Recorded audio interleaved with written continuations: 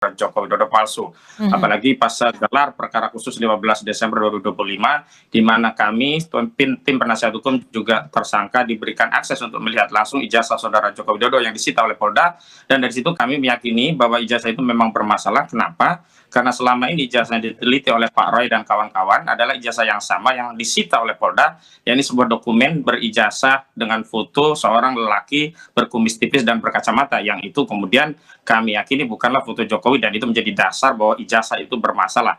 Yang kedua, berkaitan dengan langkah yang ditempuh Pak JK, yang sangat kami apresiasi adalah apa yang disarankan oleh Pak JK kepada saudara Joko Widodo untuk segera menunjukkan ijazah aslinya. Karena berulang kali seluruh rakyat meminta itu, dan sudah ada presiden, yakni Pak Asrul Sani memberikan contoh teladan yang baik sebagai seorang negarawan untuk mengakhiri polemik berbangsa dengan menunjukkan ijazahnya. Tapi langkah itu tidak pernah ditempuh oleh saudara Joko Widodo. Justru saudara Joko Widodo mengambil langkah yang panjang dan melelahkan dengan merahkan sejumlah buzzer, termasuk orang-orang yang tidak ada kepentingan dan kaitannya dengan perkara ini, untuk melakukan tindakan-tindakan yang mengalihkan pada substansi perkara, yakni masalah ijazah. Masalah dana ini kan mengalihkan dari substansi perkara. Padahal kalau fokus pada substansi perkara, kita justru sudah sangat siap untuk membawa perkara ini di persidangan. Kenapa? Karena yang dibutuhkan hanyalah forum persidangan untuk mengamplifikasi keyakinan kami bahwa ijazah itu adalah ijazah palsu. Karena dengan adanya persidangan, maka seluruh rakyat, setidaknya orang yang ada di persidangan, ya peserta persidangan yang kemudian disiarkan oleh media, memang bisa mengakses langsung. Pada saat itu mengucapkan itu karena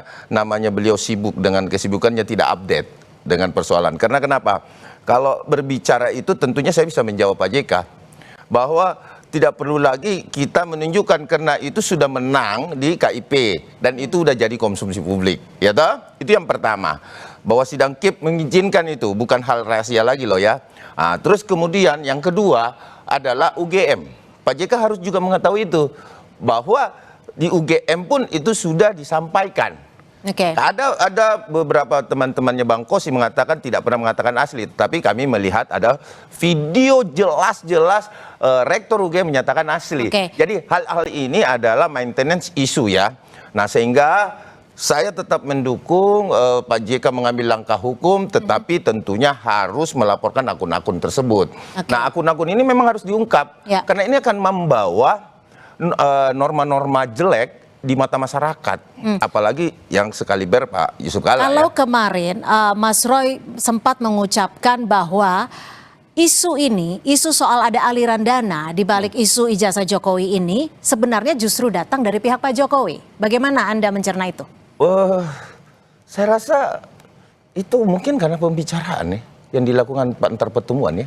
Kalau saya melihat Andi Aswan kemarin sempat bertemu, saya pun sempat bertanya kepada Rismon, seorang yang ya katanya sih pernah menjabat ya, tapi ya menjabat sebagai? Jangan. ini Mbak Cynthia dari kemarin paling jago mancing saya. Cuman biarkan Rismon dan pengacaranya yang menyampaikan itu, karena saya rasa saya bilang sama Rismon bahwa kalau memang satu kebenaran, kita jangan menabrak norma-norma kebenaran itu. Kita harus berada pada kebenaran itu. Ungkapkan dong, Rismon. Download Tribun X sekarang. Menghadirkan lokal menjadi Indonesia.